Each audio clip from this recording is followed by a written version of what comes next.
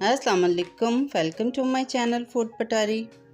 बहुत ही मज़ेदार क्रिस्पी करारे स्नैक्स, आपके इफ्तार मेन्यू को चटखारेदार बनाने वाले स्नैक्स।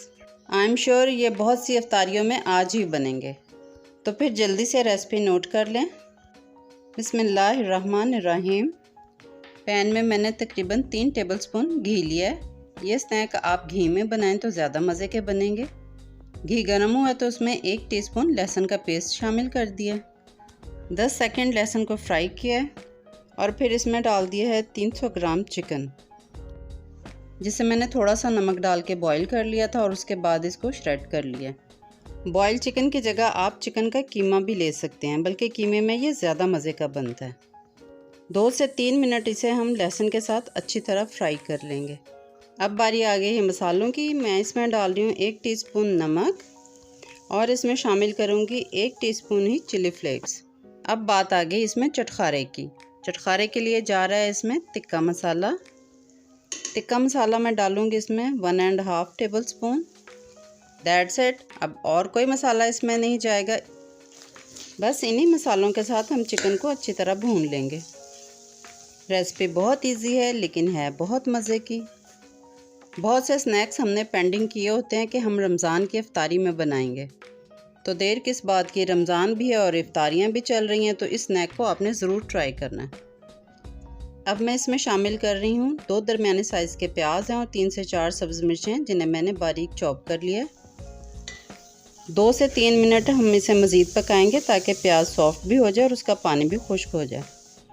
हमारे स्नैक्स की फिलिंग बहुत मज़े की तैयार हो गई है। अब इसे हम ठंडा कर लेंगे।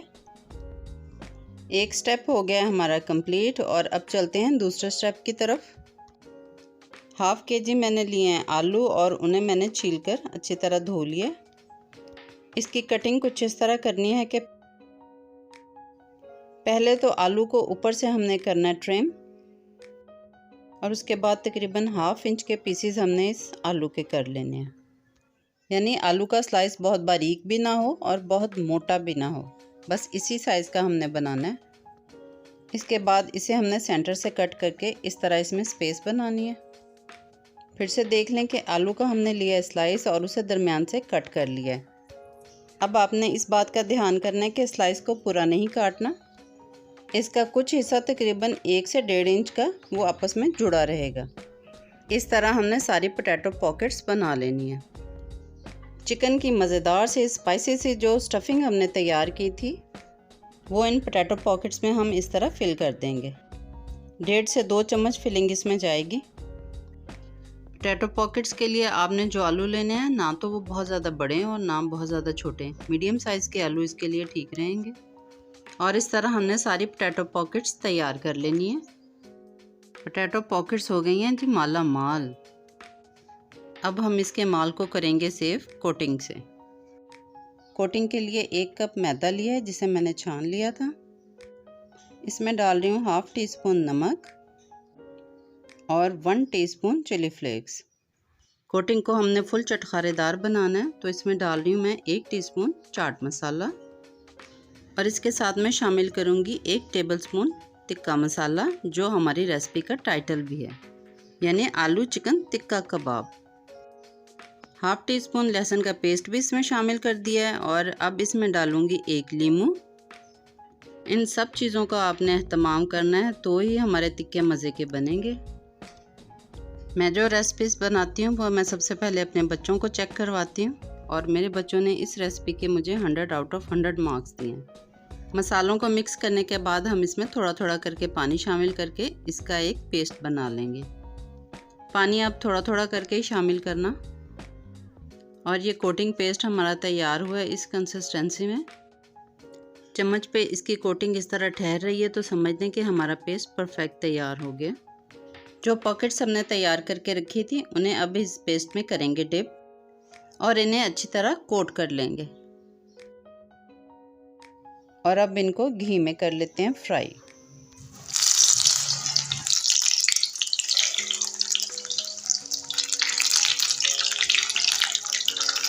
घी को अच्छे से हमने हाई फ्लेम पे गरम कर लेना है और उसके बाद हमने फ्लेम को कर लेना है स्लो। क्योंकि आलू हमारे बिल्कुल कच्चे हैं, इनको फ्राई होने में टाइम लगेगा। घी में डालने के बाद आपने इसे 3 से 4 मिनट एक ही साइड से पकने देना है और उसके बाद हम इसकी साइड चेंज करेंगे और तकरीबन 7 से 8 मिनट में ये टोटल फ्राई हो जाएंगे। और ये इस तरह हमारे आलू चिकन टिक्का कबाब बिल्कुल तैयार हो गए और जल्दी से गर्मा गर्म इन्हें सर्व करें।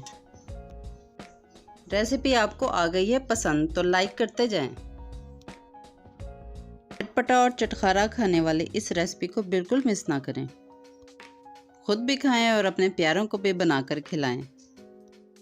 और इस सब के साथ आपने ये भी ख्याल करना है कि आपके इर्द गिर्द किसी गरीब का दस्तरखान खाली ना रहे। अपनी ढेरों दुआओं में याद रखें। अल्लाह हाफ़िज़।